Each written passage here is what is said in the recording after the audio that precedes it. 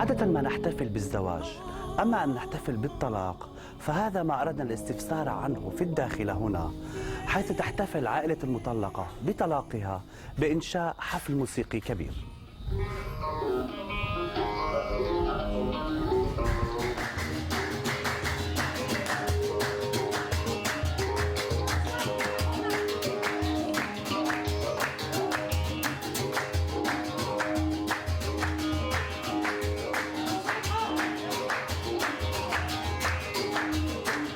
هو الطلاق لو كنت تسولني بطريقه شخصيه، هناك اسباب.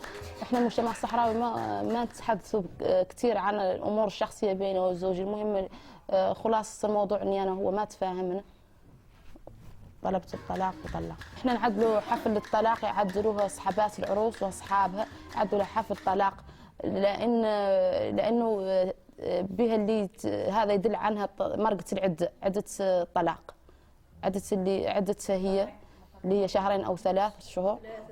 ومنين تمرق من عدتها تعود مسموح لها انها تعدل لك كحله وتعدل اكسسوارات. مشان هيك هذا يثبت انها هي فاتحه ابوابها للخطاب واللي بده يتزوج منها مره ثانيه مثلا.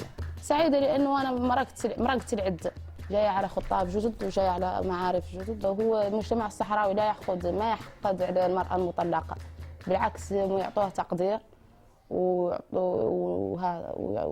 والرجال يكونوا كثير باغين المراه المطلقه، لانها تكون عندها خبره في الحياه الزوجيه، عندها مسؤوليه. ممكن تتزوج مره ثانيه وتطلق وتزوج ثالثه وتطلق، مو بروبليم من ناحيه القانون. وهذا المراه لما تتزوج يكونوا عندها اولاد، الاطفال يمشوا يقبضهم وابوهم. ومن نعود ما متزوجه يبقوا معهم، لكن حسب الاتفاق اللي اتفقوا عليه الزوجين قبل. انا بظن حسب اني صحراويه وبتقديركم انتم انه الرجل الصحراوي الرجل الوحيد نظري انا اللي يعرف قيمه المراه الصحراويه او المراه بصفه عامه.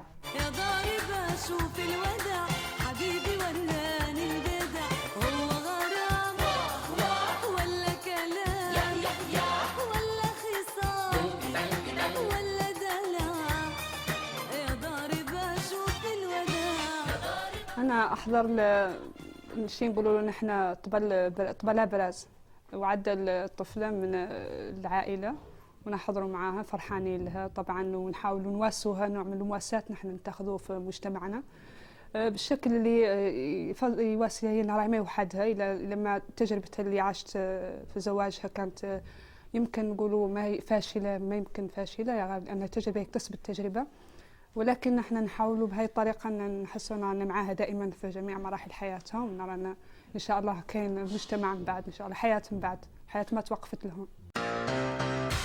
قد نعود سعداء إذا كانت تجربتها يعني ما كنا عايشين معها تجربتها وكانت من الأحسن أنها تطلق، لكن نحن نشوفوا أنه الطلاق كان بسببها. أنه على كل حال ولو أننا بيننا معاها نقولها أنه ما كان يكون تصبر، وهذا يا غير ما أنها عدلتها المجتمع نعتبر على أنها نحن معاها في كل الأحوال، وأنها إن شاء الله تجبر أحسن. بالنسبة لعاداتنا نحن المجتمع الصحراوي فيها ياسر من التقاليد، العادات اللي مقبولة من قبل. يعني العادات الأولى كانت المرأة منين تجي لأهلها مطلقة كانت أول شيء يشبحوا لها الطبل، شيء قالوا يشبح لها الطبل يعني ينفرح لها وزغاريت منين تجي لأهلها مطلقة، وتبتنا لها خيمة كبيرة. والله إذا كانت خيمة أصلا من أحسن الخيام هي اللي تنبرز فيها، قال لها تنبرز ذيك العروس يعني تلبس أحسن حلل سابق العدة في العادات الأولى، يندال لها الحلل الزينة وهذا، وتقعد في ذيك الخيمة ويجوها الناس كاملين وذو يحتفلوا. ولا كان حد اللي منين علم بانها طلقت وكان يعني عاجبه انه يعود معها من بعد وكانت عاجبته سابق تزوج، يجي وينقال انه يعرقب عليها، يعني انه يجيب اللي يفيدوا اللي قد كان اللي يجيبوا لها. وطبعا هي ذاك اللي يجيب من حيره يقد يجيب لها نحيره، يقد يجيب لها اكباش اللي في استطاعته هو، وينقال انه ذاك عارقب عليها وحرج، او ينقال لهم اللي حرش لها. ذيك ذاك المساله منين يجيب ذاك العروس ما هي اللي تقبضه هي راسها او اهلها يقبضوه راسها، هم في غنى عنهم عن ذاك الشيء اللي يجيب.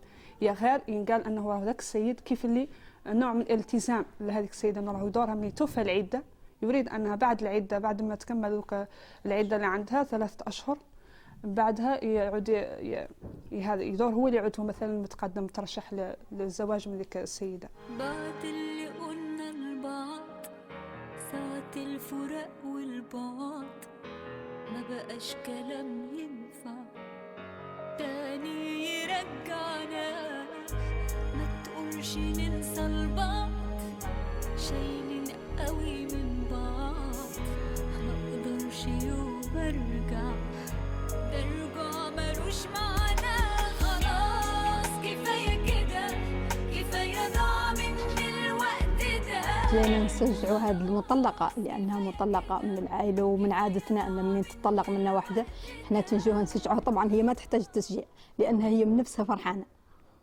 لأن احنا عاداتنا المرأة من تطلق تفرح لأنها تبدأ حياة جديدة، عكس الدول الأخرى اللي يحزنوا. لا احنا بالعكس، احنا يمكن لها تطلق مرة واثنين وثلاثة وأربعة وخمسة، وفي نفس الوقت كل مرة تبدأ فيها حياة جديدة مع طبعا مع زوج جديد، وإذا طلق هذاك تتزوج مع واحد آخر وكأنها بادية من جديد. لأن احنا وعينا على أماتنا يقولوا بأن امرأة تزوجت راجل واحد بمعنى ما عندها بلا حياة، ما عاشت حياتها. الأولاد ماشي مشكل، لأني أولادي واخا نجيب 6 نجيب 7 نجيب العدد اللي جبت، ما مشروط اني نعطيهم لبوهم، لا بالعكس. اذا كان بويا هو المسؤول يربيهم بويا، واذا كان خويا يربيهم خويا، واذا كان لدرجه انها توصل يربيهم لعمي يربيهم لخالي يربيهم اي حد في عائلتي اللي يتكفل بي، وبالعكس هو يفرح بهم وربيهم نفس التربيه اللي رباني بها وربي بها اخوتي، يقريهم يملكهم يزوجهم نفس الطريقه اللي ربي بها اولاده هي اللي ربي بها اولاد المطلقه اللي هو مسؤول عنها. أمي مطلقة وجارتي أمها مطلقة وأنا مطلقة وخالتي مطلقة. يعني بالنسبة لنا في مجتمعنا نحن الصحراوي المرأة المطلقة بالعكس، المرأة المطلقة كتكون عزيزة، وأي زوج تقدم لها له يزوجها من جديد ما يسولش عليها علاش طلقت، شنو أسباب الطلاق، ما يسول عليها، لأن أسباب الطلاق كتكون أحيانا كنكون هو ما يصلح لها وأحيانا تكون ما تصلح له. هذه هي حقيقة الزواج في الصحراء، وحقيقة تعدد كثرة الطلاق. مطلقة أمي، مطلقة أخواتي، مطلقة أمي شي ثلاث طلقات، ثلاث خطرات، مطلقات أخواتي كبارات وصغارات.